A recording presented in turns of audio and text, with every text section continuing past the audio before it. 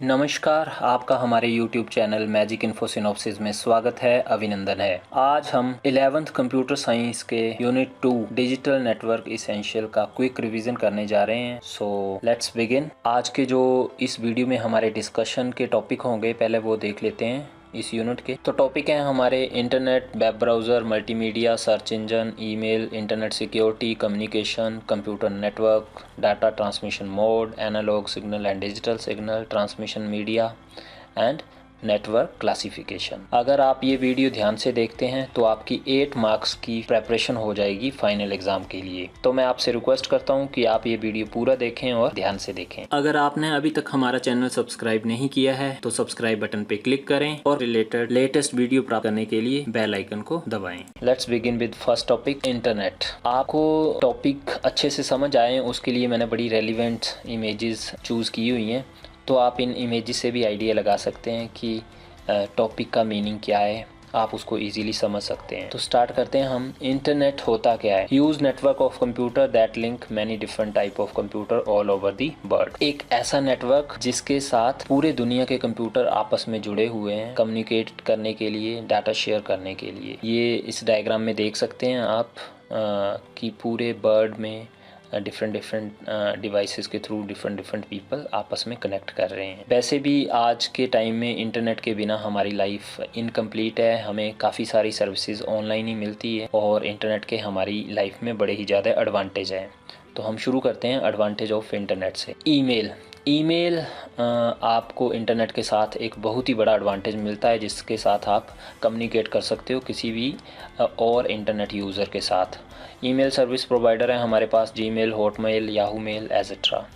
Access information, it's also a great advantage of internet. आप किसी भी तरह की इंफॉर्मेशन इंटरनेट पे सर्च कर सकते हैं, बुक्स हो या किसी भी तरह की इन्फॉर्मेशन। ऑनलाइन शॉपिंग, ये बहुत बड़ा एडवांटेज है हमें इंटरनेट के साथ मिला हुआ। फ्लिपकार्ट एंड अमेजोन हमारे पास बड़े प्लेयर हैं जो हमें ऑनलाइन शॉपिंग से रिलेटेड सर्विसेज प्रोवाइड करते हैं। ऑनलाइन चैट्स, कम्युनिकेशन भी हमारा पॉसिबल हो पाता है इंटरनेट के साथ। इसके लिए हमारे पास एप्लीकेशन है जैसे WhatsApp, Hangout, Google Meet etcetera. Software download करने हैं तो भी हमें इंटरनेट की ज़रूरत पड़ेगी। कोई भी सॉफ्टवेयर हो, चाहे Chrome, VLC etcetera, lot of software आप डाउनलोड कर सकते हैं इंटरनेट से। इंटरटेनमेंट का बड़ा ही अच्छा मीडियम है हमारे पास इंटरनेट। इसमें हम गेम्स खेल सकते हैं, वीडियो देख सकते हैं, मूवीज़ देख सकते हैं। सर्विसेज काफ़ी सारी हमारी ऑनलाइन सर्विसेज जो अवेलेबल हैं इंटरनेट से, हम उनको एक्सेस कर सकते हैं, जैसे online banking, ticket booking, reservation etcetera. तो ये सारे एडवांटेज हमारी डेली लाइफ से बिलोंग करते हैं जो हमें इंटरनेट के साथ मिलते हैं। डिसएडवांटेज की बात करें तो स्पैमिंग, मतलब अनवांटेड मैसेज आते रहते हैं हमें ईमेल्स पे। प्राइवेसी, हमारी लीक होने के चांसेस बढ़ जाते हैं एक पब्लिक नेटवर्क में इंटरनेट के थ्रू। साइबर फ्रॉड होने के चांसेस बढ़ जाते हैं हमारे इंटरनेट के साथ। वायरसेस आने के चांसेस बढ़ जाते हैं हमारे कंप्यूटर में। पोर्नोग्राफी एक बहुत बड़ा डिसएडवांटेज है इंटरनेट का। एडिक्शन और टाइम वेस्टेज, ये भी बहुत ही बड़ा डिसएडवांटेज है इंटरनेट का। हम एडिक्ट हो जाते हैं और बड़ा सारा टाइम वेस्ट करते हैं। हेल्थ इश्यूज़, ऑब्वियसली जब आप एडिक्ट होंगे, ज़्यादा टाइम वेस्ट करेंगे तो आपको हेल्थ इश्यूज़ भी आएंगे। अब इंटरनेट की वर्किंग और प्रोटोकॉल्स के बारे में थोड़ा देख लेते हैं। कोई भी इंटरनेट सर्विस प्रोवाइडर जैसे BSNL, एयरटेल, वो आपको टेलीफोन लाइन के ज़रिए कनेक्शन प्रोवाइड करता है, जिसमें आप मॉडेम लगाकर रूटर के थ्रू अपने घर में इंटरनेट कनेक्शन को शेयर कर सकते हैं डिफरेंट डिवाइसेस के साथ। इसी तरह दूसरे एंड पे होता है किसी और ऑफिस में या किसी और लोकेशन में। प्रोटोकॉल्स हमें कुछ फॉलो करने पड़ते हैं जब इंटरनेट के थ्रू हम कनेक्ट होते हैं, जब डाटा शेयर करते हैं एक जगह से दूसरी जगह। ये ऑटोमेटिकली हो जाता है, ह्यूमन बीइंग को इसमें कुछ नहीं करना पड़ता है। तो प्रोटोकॉल होते क्या हैं? सेट ऑफ रूल्स होते हैं जो डाटा कम्युनिकेट करने में हेल्प करते हैं। TCP/IP हमारे कलेक्शन ऑफ प्रोटोकॉल्स होते हैं जो हमें एक जगह से दूसरी जगह डाटा ट्रांसफ़र करने में हेल्प करते हैं थ्रू नेटवर्क। IP हमारा कनेक्शन लेस प्रोटोकॉल है, ये हमें एड्रेसिंग के लिए काम आता है कि किस जगह से किस जगह को डाटा भेजना है। TCP हमारा रिस्पॉन्सिबल है एक्चुअल मैसेज को एक जगह से दूसरी जगह ले जाने के लिए, उसकी डिलीवरी को इंश्योर करने के लिए। HTTP हमारा वर्ल्ड वाइड वेब को एक्सेस करने के लिए। FTP हमारा फाइल ट्रांसफ़र के लिए। SMTP हमारा use for transferring mail, and telnet used for remote login. So that's all for internet, and this is all about internet history. You can check it from this diagram. हमारा next topic है web browser. Web browser हमारा एक ऐसा software है जिससे आप world wide web के through कोई भी इंफॉर्मेशन एक्सेस कर सकते हैं. वेब ब्राउज़र का जो प्राइमरी फंक्शन है वो है वेब पेजेस को डिस्प्ले करना, वेबसाइट को डिस्प्ले करना, और वेब ब्राउज़र को यूज़ करके इंटरनेट को सर्फ करना, इंटरनेट को यूज़ करना हमारा वेब ब्राउजिंग कहलाता है, नेट सर्फिंग कहलाता है. तो डिफरेंस हमारा वेब ब्राउज़र और वेब ब्राउजिंग में ये हुआ कि इंटरनेट पे डिफरेंट फैसिलिटी को अवेल करना, इंटरनेट को यूज़ करना हमारा वेब ब्राउजिंग कहलाता है. और टेक्निकली होता क्या है, वेब ब्राउजिंग में आप या तो कुछ अपलोड करते हो या डाउनलोड करते हो. दो तरह की एक्टिविटीज़ आप परफॉर्म करते हो. हमारे पास ये डिफरेंट वेब ब्राउज़र हैं, क्रोम, सफारी, यूसी, फायरफॉक्स और इंटरनेट एक्सप्लोरर, और इनका यूज़र भी यहाँ पे बताए हुए हैं. क्रोम हमारा गूगल का प्रोडक्ट है, इंटरनेट एक्सप्लोरर माइक्रोसॉफ्ट का, यूसी ब्राउज़र हमारा यूसी वेब का, सफारी हमारा एप्पल का प्रोडक्ट है, और फायरफॉक्स हमारा मोज़िला का प्रोडक्ट है. इंटरनेट एक्सप्लोरर की बात करें तो ये माइक्रोसॉफ्ट का प्रोडक्ट है और 1995 से इंट्रोड्यूस हुआ है. ये हमारा विंडोज़ कंप्यूटर में ऑलरेडी इंस्टॉल होकर आता है. जो विंडोज़ कंप्यूटर होते हैं उन पे फास्ट चलता है, और कुछ एक एप्लीकेशन होती हैं जो इंटरनेट एक्सप्लोरर के लिए ही ऑप्टिमाइज़ होती हैं,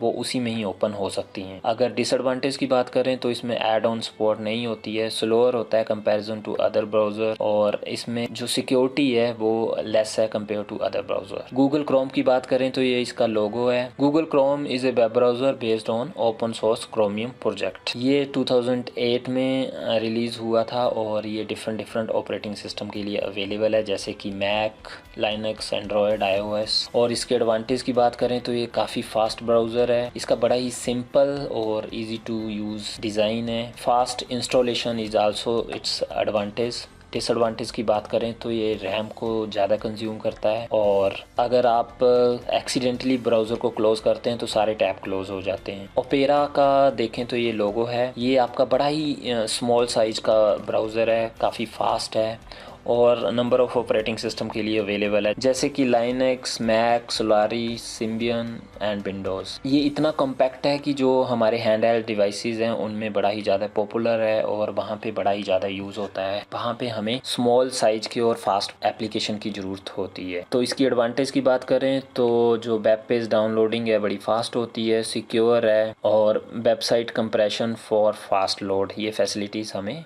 ओपेरा में मिलती हैं. डिसएडवांटेज की बात करें तो not compatible with all web pages और no add ons. Mozilla Firefox का लोगो ये है, आप देख सकते हैं. ये भी आपका स्मॉलर, फास्टर और मोर सिक्योर वेब ब्राउज़र है. Firefox gives user a cleaner interface and faster download speeds. इसकी एडवांटेज की बात करें तो फास्ट ब्राउज़र है, एडवांस सिक्योरिटी फ़ीचर हैं इसके अंदर, टैब्ड ब्राउजिंग और एडवांस फ़ीचर इसमें अवेलेबल है. डिसएडवांटेज की बात करें तो compatibility issue with some websites, और Firefox also takes lot of memory to run. Next हमारा टॉपिक है मल्टीमीडिया. इस डायग्राम से आप थोड़ा आइडिया लगा सकते हैं कि मल्टीमीडिया क्या होता है. और यहाँ पे हम देखते हैं कि मल्टीमीडिया हमारी कोई भी ऐसी एप्लीकेशन हो सकती है जिसमें आपका टेक्स्ट, ऑडियो, वीडियो, ग्राफिक्स और एनिमेशन ये कंबाइन होती हों. तो अगर हम ध्यान से नोटिस करें तो हमारे जो वेब पेजेस होते हैं वो मल्टीमीडिया का बहुत ही अच्छा एग्जांपल है. वहाँ पे आप देखेंगे कि आपको टेक्स्ट, ऑडियो, वीडियो, एनिमेशन ये सारी कंबाइन करके प्रेजेंट की होती हैं. और ऐसा क्यों करते हैं? ऐसा हम इसलिए करते हैं ताकि जो यूज़र है वो अच्छे से इंटरेक्ट कर पाए और यूज़र फ्रेंडली हम कोई भी एप्लीकेशन बना पाएँ. हमारे फ़ोन्स में भी ये सारी एप्लीकेशन मल्टीमीडिया एप्लीकेशन होती हैं ताकि हम फ़ोन को अच्छे से ऑपरेट कर पाएँ. अगर कंपोनेंट की बात करें तो दो तरह के कंपोनेंट हैं इसमें, स्टैटिक कंपोनेंट और डायनामिक कंपोनेंट. स्टैटिक जैसे टेक्स्ट और ग्राफिक जो अपनी लुक एंड फील चेंज नहीं करते हैं, और डायनामिक जो टाइम के हिसाब से चेंज होते हैं जैसे वीडियो, एनिमेशन और ऑडियो. तो फर्स्ट है इमेजेस जिनकी एक्सटेंशन आपकी डिफरेंट हो सकती है जैसे जेपीजी, जीआईएफ और पीएनजी. टेक्स्ट को हम मोस्टली पिक्चर के साथ ऐड कर देते हैं जिससे यूज़र को कोई भी चीज़ को समझना इजी हो जाता है. जैसे इस इमेज के साथ हमने ऑडियो लिख दिया हुआ है, किसी भी चीज़ को समझाना बड़ा ईजी हो जाता है जब हम इमेज और टेक्स्ट को कंबाइन कर देते हैं. वीडियो के फॉर्मेट होते हैं MP4, MPEG की यूज़र को कोई भी इंफॉर्मेशन प्रेजेंट करने का मीडियम वीडियो बड़ा ही अच्छा हो गया हुआ है। ऑडियो फाइल्स, जैसे आपको कोई नोटिफिकेशन ऑडियो मिल जाएगी किसी भी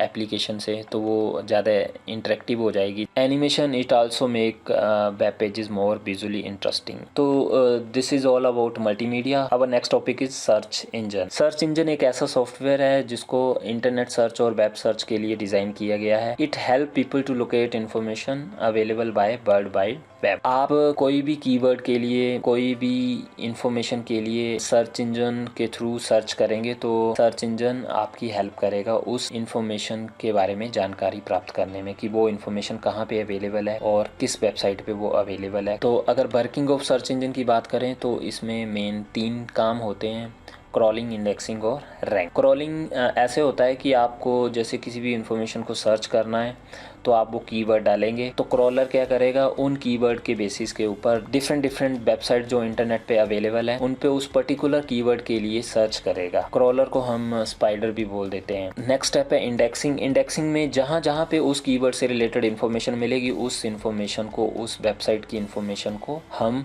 डाटाबेस में स्टोर कर लेंगे। और रैंकिंग में हम जो इन्फॉर्मेशन हमने डाटाबेस में स्टोर की हुई है उसको रैंक करेंगे ऑन दी बेसिस ऑफ कि वो कीवर्ड उस वेबसाइट पे कितनी बार आ रहा है, पेज लोडिंग स्पीड क्या है उस वेब पेज की। इन डिफरेंट क्राइटेरिया के बेसिस के ऊपर हम पेज को रैंक करेंगे और उसको प्रेजेंट करेंगे यूज़र को on the basis of priority कि कहाँ पे आपको रेलिवेंट इन्फॉर्मेशन अवेलेबल हो रही है। नेक्स्ट है step to perform a search. Step कौन कौन से हैं? आपने वेब ब्राउज़र ओपन करना है, उसमें कीवर्ड डालने हैं और एंटर प्रेस करना है या सर्च पे क्लिक करना है, तो आपका जो सर्च है वो प्ले हो जाएगी। जैसे मैंने गूगल में क्या किया, magicinfo.in लिखा और इसने मेरे को जहाँ पे magicinfo.in अवेलेबल है उसकी जानकारी मेरे को डिस्प्ले कर दी। हुआ क्या ऐसे कि जैसे ही मैंने लिखा, एंटर मारा, तो क्या हुआ, एक क्रॉलर या स्पाइडर कॉल हुई। उसने पूरे इंटरनेट पे सर्च किया डिफरेंट वेबसाइट पे कि कहाँ पे ये पर्टिकुलर कीवर्ड अवेलेबल है, और जहाँ जहाँ पे वो कीवर्ड अवेलेबल था उनकी इन्फॉर्मेशन को डाटाबेस में स्टोर कर दिया।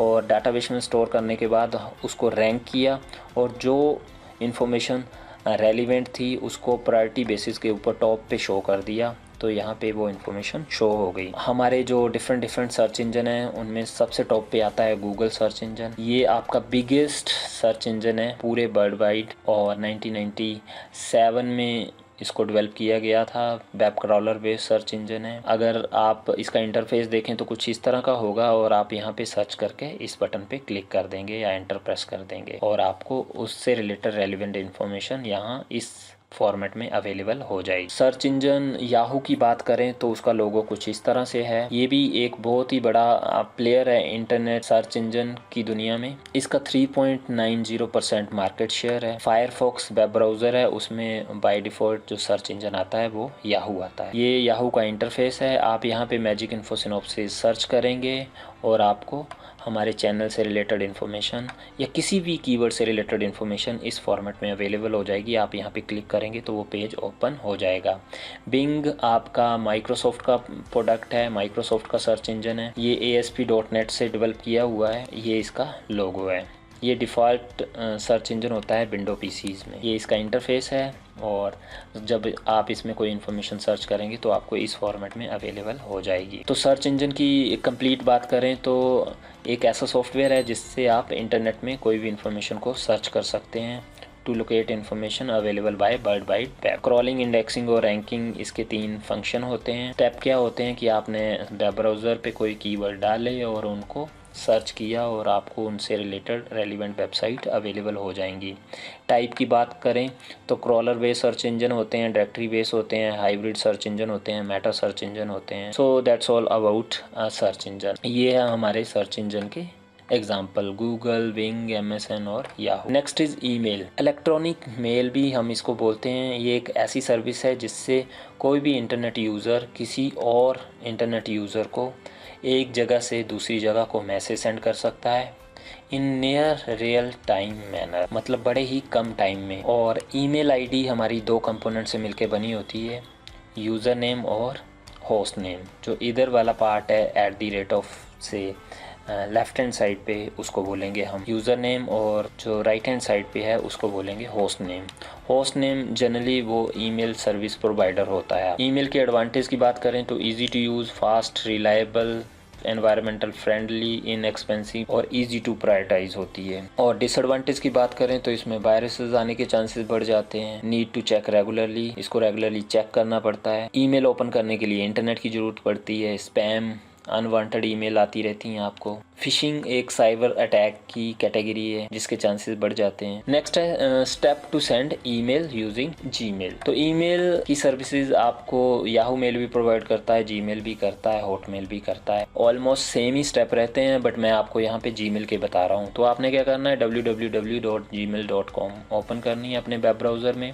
नेक्स्ट आपने साइन इन पे क्लिक करना है और आपको यूज़र नेम और पासवर्ड की विंडो आ जाएगी। आपने यूज़र नेम और पासवर्ड डालने हैं, आपको डैशबोर्ड ओपन हो जाएगा। वहाँ पे आपने क्या करना है, कंपोज मेल पे क्लिक करना है। वहाँ पे टू में रिसीवर का एड्रेस डालना है, टाइटल में मेल का टाइटल डालना है और बॉडी में मेल की डिस्क्रिप्शन डालनी है और सेंड पे क्लिक कर देना है। आपकी ईमेल सेंड हो जाएगी। ईमेल और पोस्टल मेल में अगर हम डिफरेंस की बात करें तो ईमेल हमारी फ़ास्ट होती है compare to postal mail. Email हमारी चीप होती है, सस्ती होती है compare to postal mail. Email में हम क्या कर सकते हैं, वॉइस, इमेजेस, वीडियो सेंड कर सकते हैं, बट पोस्टल मेल में नहीं कर सकते हैं। और ईमेल हम मल्टीपल लोगों को भेजें, हमें उसके एक्स्ट्रा चार्जेस नहीं पे करने पड़ते हैं, बट पोस्टल मेल में हमें डिफरेंट यूज़र के लिए सेपरेटली चार्जेस पे करने पड़ते हैं।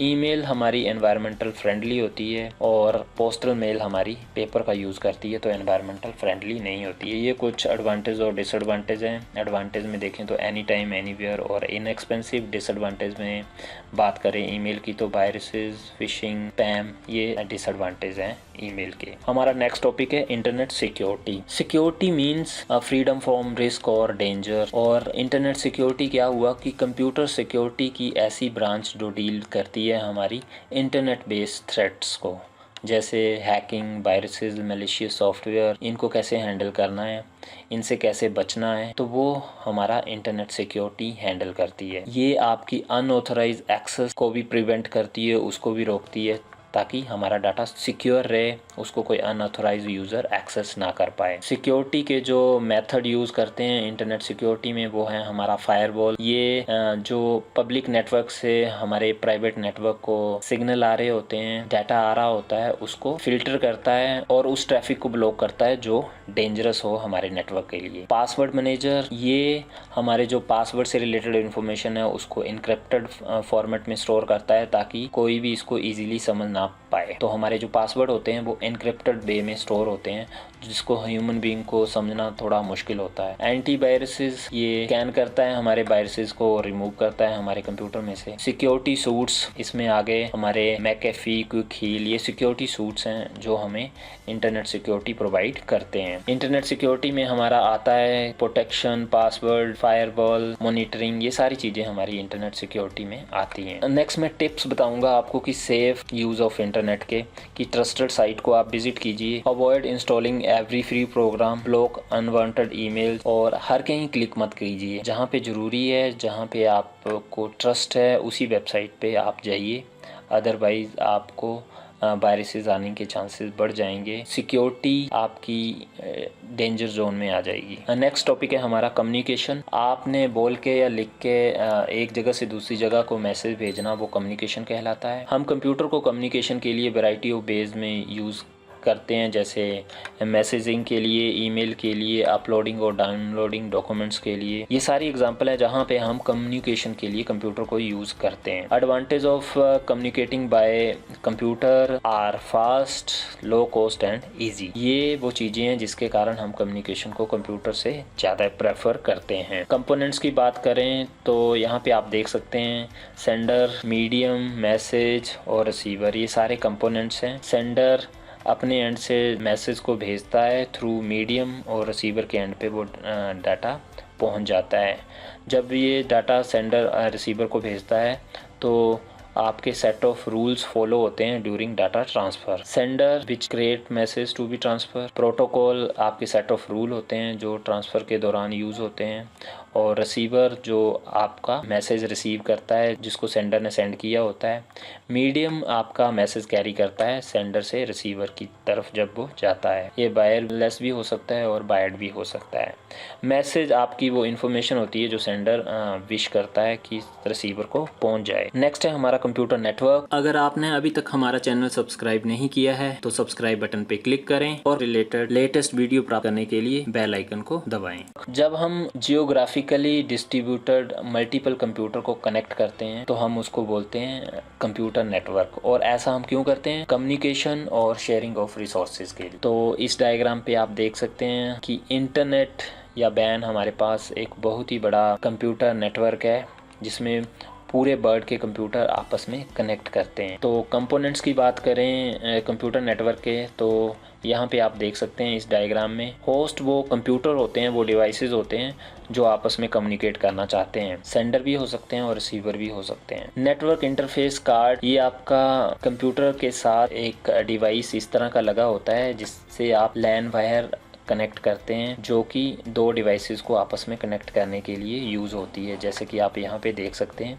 कि हब और स्विच के साथ जो लैन वायर आ रही है वो हमारे मल्टीपल कंप्यूटर को कनेक्ट कर रही है जब आपका वायर्ड कम्युनिकेशन मीडिया होगा तब। ईथरनेट केबल आपकी वो केबल है जो कनेक्ट करती है डिफरेंट डिवाइसेस को। जैसे यहाँ पे देखेंगे कि हमारे हब से डिफरेंट डिवाइसेस कनेक्ट हो रहे हैं through Ethernet cables. Hub switch router links all the networks Ethernet cable at central location, यहाँ पे आप देख सकते हैं। इंटरनेट के लिए आपको क्या चाहिए? इंटरनेट कनेक्शन लेना पड़ेगा जिससे आप थ्रू आउट दी वर्ल्ड आप किसी भी कंप्यूटर को कनेक्ट कर सकते हैं थ्रू इंटरनेट। तो ये थे कंपोनेंट ऑफ इंटरनेट। अगर हम एडवांटेज की बात करें तो sharing of resources, communication, reliability, flexibility, ये सारे हमारे क्या हैं? Advantage of computer network. और डिसएडवांटेज की बात करें, जितने ज़्यादा कंप्यूटर आपस में कनेक्ट होंगे आपके तो सिक्योरिटी कम हो जाएगी। सेकंड है आपका कि हार्डवेयर और सॉफ्टवेयर की कॉस्ट बढ़ जाएगी। आपको हब, स्विच, एनओएस ऐसी जैसी चीज़ों की ज़रूरत पड़ेगी कंप्यूटर नेटवर्क में। वायरसेस आने के चांसेस बढ़ जाएंगे, इलीगल यूज़ के चांसेस बढ़ जाएंगे क्योंकि मल्टीपल कंप्यूटर आपस में कनेक्ट होंगे। टेक्निकल स्टाफ की ज़रूरत पड़ेगी और dependency on server. All these are the disadvantage of computer network. Next है डाटा ट्रांसमिशन मोड। जब आप डाटा ट्रांसफर करते हो एक जगह से दूसरी जगह थ्रू कम्युनिकेशन मीडियम तो आप 3 तरह के मोड करते हो यूज ट्रांसमिटिंग के लिए। तो कौन कौन से 3 तरह के मोड है हमारे पास? सिंप्लेक्स, हाफ डुप्लेक्स और फुल डुप्लेक्स। सिंप्लेक्स मोड में आप जैसे कि डायग्राम में देख सकते हैं कि ए हमारा सेंडर है और बी क्या है? रिसीवर, तीनों केसेस में। तो सिंप्लेक्स मोड में क्या होता है कि ए बी को डाटा सेंड कर सकता है बट बी ए को डाटा सेंड नहीं कर सकता है। ये इसकी एग्जांपल है आपके पास radio, TV, newspaper, book, one way communication. Half duplex mode में क्या होता है आपका कि सेंडर रिसीवर को डाटा सेंड कर सकता है और रिसीवर सेंडर को कर सकता है बट साइमल्टेनियसली वो डाटा सेंड नहीं कर सकते। इसका एग्जांपल है हमारे पास walkie talkie. Full duplex mode में क्या होता है कि ए बी को डाटा सेंड कर सकता है, मतलब सेंडर रिसीवर को कर सकता है और रिसीवर सेंडर को कर सकता है और वो साइमल्टेनियसली भी एक दूसरे को डाटा सेंड कर सकते हैं। इसका एग्जाम्पल है हमारे पास telephone. So all it's about data transmission mode. Next है हमारा एनालॉग और डिजिटल सिग्नल। सिग्नल हमारे यूज़ होते हैं इंफॉर्मेशन को ट्रांसमिट करने के लिए एक जगह से दूसरी जगह। तो 2 तरह के सिग्नल हमारे पास अवेलेबल हैं, एनालॉग और डिजिटल, जो हमारे हेल्प करते हैं डाटा को सेंड करने में एक जगह से दूसरी जगह। एनालॉग सिग्नल की डायग्राम ये है साइन वेव और डिजिटल सिग्नल की डायग्राम ये है स्क्वायर वेव। दोनों में डिफरेंस, एनालॉग में इनफाइनाइट लेवल ऑफ इंटेंसिटी होते हैं, यहाँ पे देख सकते हैं over a period of time. Digital signal में फाइनाइट या लिमिटेड नंबर ऑफ वैल्यूज होती हैं। ये बाइनरी सिग्नल है, इसमें 2 ही वैल्यूज होंगी, 0 और 1। एनालॉग सिग्नल में क्या होती है? कंटिन्यूस वेव होती है जो चेंज होती रहती है पीरियड ऑफ टाइम। और डिजिटल सिग्नल में डिस्क्रीट वेव होती है हमारी। Analogue signal more prone to distortion, इसमें डिस्टॉर्शन आने के चांसेस ज़्यादा होते हैं, डिजिटल में कम होते हैं। एनालॉग सिग्नल में जो बैंडविड्थ होती है वो कम होती है, कम डाटा कैरी कर सकते हैं, और डिजिटल है वो ज़्यादा डाटा कैरी कर सकते हैं। एनालॉग सिग्नल जो ज़्यादा पावर कंज्यूम करते हैं, ज़्यादा एनर्जी कंज्यूम करते हैं, डिजिटल सिग्नल कम एनर्जी कंज्यूम करते हैं। Data transmission rate in analogue signal is slow, data transmission rate in digital signal is fast. Human voice in ear is the example of analogue signal, और computer हमारा digital signal use करता है। Next है हमारा transmission media. Transmission media आपका path होता है between sender and receiver through which data send from one place to another place, और इसके एग्जांपल हैं जैसे coaxial cable, wifi, radio waves, all these are the example of transmission media. अगर हम इसकी टाइप्स देखें तो दो तरह का होता है, गाइडेड और अनगाइडेड। गाइडेड में हमारे 3 ऑप्शन है, ट्विस्टेड, कोएक्सियल और ऑप्टिकल फाइबर, और अनगाइडेड में है radio wave, microwave, infrared, wifi, WiMAX etcetera. तो ट्रांसमिशन मीडिया क्या है? Path between sender and receiver through which we can transfer message from one place to another. Guided को हम bounded media भी बोलते हैं। इसमें हमारा फिजिकल मीडियम यूज होता है डाटा ट्रांसफर करने के लिए एक जगह से दूसरी जगह, जैसे कि केबल्स। इनमें वेदर का ज़्यादा इफेक्ट नहीं पड़ता है, शॉर्टर डिस्टेंस के लिए यूज़ होता है, हाई सिक्योरिटी होती है, बट ये बिल्डिंग को पेनिट्रेट नहीं कर सकता है। और अनबाउंडेड मीडिया की बात करें तो इसमें फिजिकल मीडियम यूज़ नहीं होता है डाटा ट्रांसफर के लिए, वायरलेस मीडिया होता है। ये एटमॉस्फेयर में हम सिग्नल सेंड करते हैं और वो सिग्नल डाटा ट्रांसफर करने में हेल्प करते हैं, बट इन पे वेदर का ज़्यादा इफेक्ट होता है, लॉन्ग डिस्टेंस के लिए यूज़ होते हैं और सिक्योरिटी लो होती है, बट इसका एडवांटेज ये है कि penetrate through the building. Next हम देखेंगे बाउंडेड मीडिया की टाइप। सबसे पहले ट्विस्टेड पेयर। इसमें क्या होता है, आप यहाँ देखेंगे कि 2 वायर आपस में ट्विस्ट की होती हैं। इसके 2 टाइप हैं, शील्डेड ट्विस्टेड पेयर और unshielded twisted pair. Shielded twisted pair में आप देखेंगे कि एक फॉइल आपकी यूज़ हो रही होती है इनसाइड दी आउटर कोटिंग, और अनशील्डर में सिंपल प्लास्टिक कवर यूज़ हो रहा होता है बिटवीन 2 कंडक्टर। अगर हम इसकी प्रॉपर्टीज़ की बात करें तो इसकी लो बैंडविड्थ होती है ट्विस्टेड पेयर की, चीप होती है, सस्ती होती है, इजी इंस्टॉलेशन होती है इसकी, लो नॉइस इम्यूनिटी होती है, हाई अटेन्यूएशन मतलब एनर्जी लॉस्ट इन ट्रांसमिशन वो हाई होता है इसका। और अगर हम कोएक्सियल केबल की बात करें जो गाइडेड मीडिया में हमारी आती है, जैसा कि इसका नाम है, 2 कंडक्टर कोएक्सियल होते हैं। आप यहाँ पे डायग्राम में देख सकते हैं, इनर कंडक्टर, ये आउटर कंडक्टर है, इन दोनों के बीच में इंसुलेटर यूज हो रहे हैं और ये बाहर प्लास्टिक कवर यूज हो रहा है। इसकी प्रॉपर्टीज की बात करें तो हाई बैंडविड्थ होती है, एक्सपेंसिव होती है, फेयरली इजी इंस्टॉलेशन, ज़्यादा टफ भी नहीं होती है इसकी इंस्टॉलेशन, नॉइस इम्यूनिटी हायर होती है तो जो कि अच्छी बात है, लो अटेनुएशन, एनर्जी लॉस कम होता है। ये भी कोएक्सियल केबल की आपके पास इमेज है। जैसे कि आपकी टीवी केबल के लिए जो वायर यूज़ होती है वो कोएक्सियल केबल यूज़ होती है जो आपकी डिश से सिग्नल लेके आती है। ऑप्टिकल फाइबर केबल ये सबसे एडवांस गाइडेड मीडिया का एग्जांपल है। इसमें एक थिन ग्लास यूज़ होता है जिसमें लाइट की फॉर्मेट में आपका डाटा ट्रांसफ़र होता है एक जगह से दूसरी जगह, और ये इसकी एग्जांपल है। यहाँ पे देख सकते हैं कि ये कोर है, ये ग्लास है जिसमें आपका डाटा ट्रांसफ़र होता है, सिग्नल कैरी होता है। ये क्लैडिंग, ये कोटिंग, स्ट्रेंथ मेंबर और ये आउटर जैकेट है, ये ऑल इसके कंपोनेंट्स हैं। और इसकी प्रॉपर्टीज़ की बात करें तो बड़ी हाई बैंडविड्थ होती है आपकी, इसकी एक्सपेंसिव होती है, ये इसका डिसएडवांटेज है। इसकी इंस्टॉलेशन काफ़ी डिफ़िकल्ट होती है, highest noise immunity and very low attenuation, ये दोनों चीज़ें एडवांटेज होती हैं ऑप्टिकल फाइबर केबल। नेक्स्ट हम अगर अनगाइडेड मीडिया की बात करें तो हमारे पास आते हैं microwave, radio wave, satellite, WiFi, WiMAX, Bluetooth और infrared. All these are the example of unguided media, यहाँ पे आप देख सकते हैं इन इमेजेस में। अगर हम कंप्लीट देखें ट्रांसमिशन मीडिया में ये बात होता है between transmitter and receiver. Guided और अनगाइडेड 2 इसके टाइप्स हैं। गाइडेड में आ गया हमारा ट्विस्टेड पेयर, कोएक्सियल और ऑप्टिकल फाइबर, और अनगाइडेड में आ गया हमारा माइक्रोवेव, रेडियो, वाईफाई, वाईमैक्स एज। यहाँ से 2 क्वेश्चन और अराइज होते हैं, ब्लूटूथ और इंफ्रारेड, ये दोनों अनगाइडेड मीडिया की एग्जांपल हैं।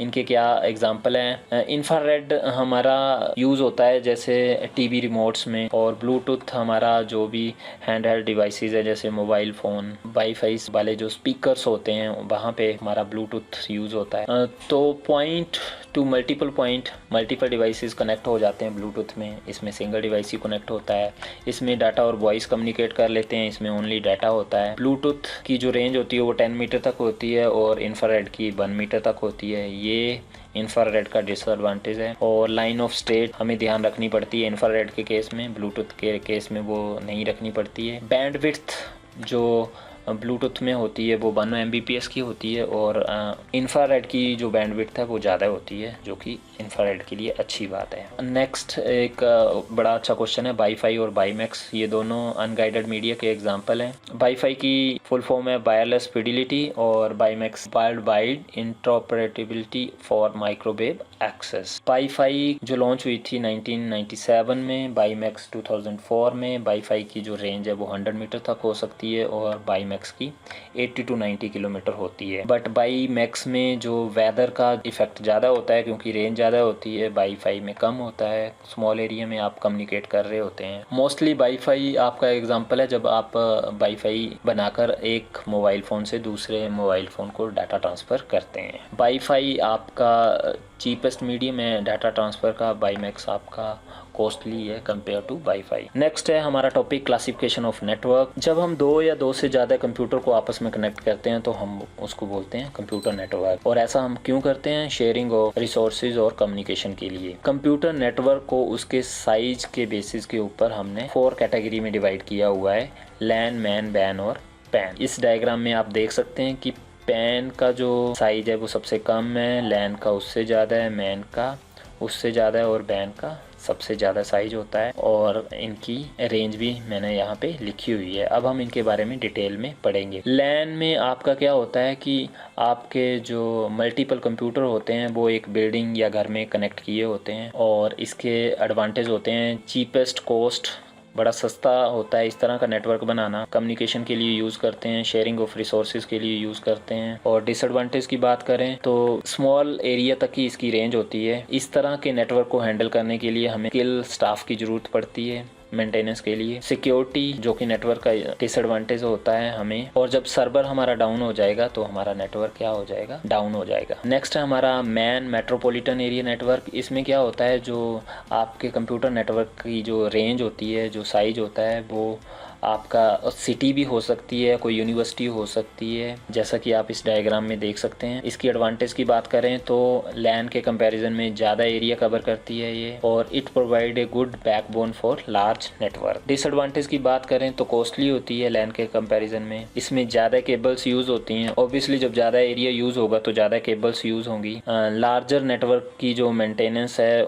हैंडलिंग है, उसकी इंस्टॉलेशन है, वो डिफ़िकल्ट होगी कंपेयर टू लैन। बैन हमारा वाइड एरिया नेटवर्क होता है। इसकी कोई लिमिट नहीं होती, इसमें हमारी सिटीज़, स्टेट, कंट्रीज़ और कॉन्टिनेंट तक इंक्लूड हो जाते हैं। इसमें हमारे मल्टीपल स्मॉलर नेटवर्क कनेक्ट करते हैं, लैन्स, बैंस, जैसा कि आप यहाँ डायग्राम में देख सकते हैं। बर्ड का जो सबसे फेमस बैन है वो है internet. It cover a large geographical area compare to MAN. WAN support global market and global business. इससे हमारा जो ग्लोबल बिजनेस और ग्लोबल मार्केट को सपोर्ट मिलती है, हमें इंटरनेशनली कनेक्ट करने में हेल्प मिलती है। ग्लोबल इंटीग्रेटेड नेटवर्क, ये सारे एडवांटेज हैं बैन के। डिसएडवांटेज की बात करें तो हाई कॉस्ट होती है, स्लो स्पीड होती है, लो सिक्योरिटी और very much dependency on third party because it's a public network. तो लैन में जो नेटवर्क होता है वो पर्टिकुलर एरिया से बिलोंग करता है, पर्टिकुलर लोगों से बिलोंग करता है। उसने डाउन होना या नहीं होना वो काफ़ी हद तक आपके कंट्रोल में होता है। बट बैन में जो इंटरनेट का डाउन होना वो आपके कंट्रोल में नहीं होता है, क्योंकि ये थर्ड पार्टी के कंट्रोल में होता है। ये इसका बहुत बड़ा डिसएडवांटेज है। आप कंट्रोल नहीं कर सकते कि नेटवर्क आज होगा या नहीं होगा। नेक्स्ट है personal area network, PAN. It is a computer network organise around a individual person. जब हम दो डिवाइसेस को कनेक्ट करते हैं, जैसे कि phone, computer, for purpose of sharing of data, तो हम उसको पैन बोल देते हैं, जो कि बड़े ही नज़दीक होते हैं आपस में। इसमें वायर्ड कनेक्शन भी होता है और केबल के थ्रू भी होता है। आप यहाँ पे एग्जांपल देख सकते हैं पैन के। वायरलेस माउस आपका पैन का एग्जांपल है। ब्लूटूथ वाले हेडफोन आपका पैन का एग्जांपल है। फ़ोन और कंप्यूटर के बीच में जो डाटा ट्रांसफ़र करते हैं वो भी आपका पैन का एग्जांपल है। तो एडवांटेज की बात करें तो क्विक एंड ईजी होता है पैन में डाटा ट्रांसफ़र करना। इस तरह का नेटवर्क बनाने के लिए बड़ा ही कम टेक्निकल नॉलेज चाहिए होता है। ये बड़ा स्मॉल नेटवर्क होता है जिसमें सिक्योरिटी और डाटा लीक होने के चांसेस कम होते हैं। मल्टीपल डिवाइसेस आप कनेक्ट कर सकते हैं सेम टाइम पे, और इसका एग्जांपल है जैसे टीवी का रिमोट, एसी रिमोट। और ये जो पैन के जो डिवाइसेस होते हैं वो कम एनर्जी कंज्यूम करते सकते हैं। तो डिसएडवांटेज की बात करें तो पैन की जो रेंज है वो बड़ी कम होती है और जो डिवाइसेस जो पैन को सपोर्ट करते हैं वो ज़्यादा एक्सपेंसिव होते हैं, जैसे फ़ोन हो गया, वायरलेस प्रिंटर हो गया, वायरलेस माउस हो गया, ये कंपैरेटिवली एक्सपेंसिव होते हैं। तो नेटवर्क को क्लासीफाई किया हुआ है हमने उसके साइज़ के बेसिस के ऊपर 4 कैटेगरी में, लैन, मैन, वैन और पैन। और अगर हम इनका कंपैरिजन देखें तो पैन में जो एरिया कवर होता है वो सबसे कम होता है, अराउंड 10 मीटर्स। लैन में पैन से ज़्यादा होता है, मैन में लैन से ज़्यादा होता है और वैन में मैन से भी ज़्यादा होता है। इसकी कोई लिमिट नहीं होती है, इसमें कंट्री, कॉन्टिनेंट सारे कवर हो जाते हैं। एरर रेट हमारा पैन में सबसे कम होता है, मतलब जैसे जैसे नेटवर्क का साइज बढ़ेगा तो एरर रेट बढ़ने के चांसेस भी ज़्यादा हो जाएंगे। ट्रांसमिशन हमारा जो स्पीड होती है वो जितना एरिया कम होगा हमारा नेटवर्क का तो स्पीड हमारी हाई होगी और एरिया बढ़ता जाएगा तो स्पीड हमारी लो होती जाएगी। नेटवर्क की कॉस्ट भी हमारी नेटवर्क के साइज के साथ ही बढ़ती जाएगी। एरर रेट्स हमारे स्मॉल नेटवर्क पे कम होंगे, बड़े नेटवर्क पे ज़्यादा होंगे, जैसा कि आप यहाँ पे देख सकते हैं। डिज़ाइन एंड मेंटेनेंस भी हमारी स्मॉल नेटवर्क की इजी होगी और लार्ज नेटवर्क की टफ होगी। So all this is about network classification. Next हमारा सेक्शन है question and answer of this chapter. अगर इस चैप्टर के जो लॉन्ग आंसर टाइप क्वेश्चन देखें तो वो इस तरह से है आपकी स्क्रीन के ऊपर। मैं इनको पढ़ूंगा नहीं, आप यहाँ से देख सकते हैं और अपनी प्रेपरेशन कर सकते हैं। अगर इन क्वेश्चन के आंसर की सॉफ्ट कॉपी आपको चाहिए तो वो आप हमारे वीडियो के डिस्क्रिप्शन बॉक्स से लिंक से प्राप्त कर सकते हैं, डाउनलोड कर सकते हैं या फिर हमारी वेबसाइट से भी डाउनलोड कर सकते हैं। नेक्स्ट है ट्रू फॉल्स, जो कि आपके 10 मार्क्स के आते हैं फाइनल एग्जाम में 60 मार्क्स के पेपर में। तो ये वो ट्रू फॉल्स हैं, आप इनको यहाँ से पढ़ सकते हैं और प्रिपेयर कर सकते हैं आप फाइनल एग्जाम के लिए। ये हैं हमारे 29 है ट्रू फॉल्स। अगर आपको सॉफ्ट कॉपी चाहिए इन सारे क्वेश्चन आंसर की, लॉन्ग आंसर और शॉर्ट आंसर और ट्रू फॉल्स की, तो आप हमारी वेबसाइट से या यूट्यूब के डिस्क्रिप्शन बॉक्स से इनको डाउनलोड कर सकते हैं सॉफ्ट कॉपी के रूप में, पीडीएफ के फॉर्मेट में। नेक्स्ट हम क्विक रिव्यू करेंगे इस चैप्टर का, हमने क्या क्या पढ़ा अभी। तो हमारा चैप्टर था डिजिटल नेटवर्क एसेंशियल 11th का यूनिट नंबर 2। तो इसमें जो मेन टॉपिक्स थे वो थे internet, web browser, multimedia, search engine, email, internet security, communication, computer network, transmission modes, transmission media और network classification. All these are the topics of this chapter. और इन डायग्राम से आपको इनके बारे में थोड़ा आइडिया हो जाएगा कि ये कैसे काम करते हैं। लास्ट बट नॉट लीस्ट, अगर आपके पास 9 to 12 कंप्यूटर साइंस का स्टडी मटेरियल नहीं है तो आप सिलेबस, ई बुक्स और वीडियो ट्यूटोरियल हमारी वेबसाइट से डाउनलोड कर सकते हैं। हमारी वेबसाइट का नाम है magicinfo.in और लिंक्स भी यहाँ पे अवेलेबल है। Thanks for watching us. अगर आपकी कोई क्वेरी या फिर कोई सजेशन है तो आप हमें यूट्यूब में कमेंट बॉक्स में लिख सकते हैं या फिर आप हमें ईमेल भी कर सकते हैं। हमारी ईमेल आईडी है magicinfosynopsis@gmail.com। जय हिंद, जय भारत।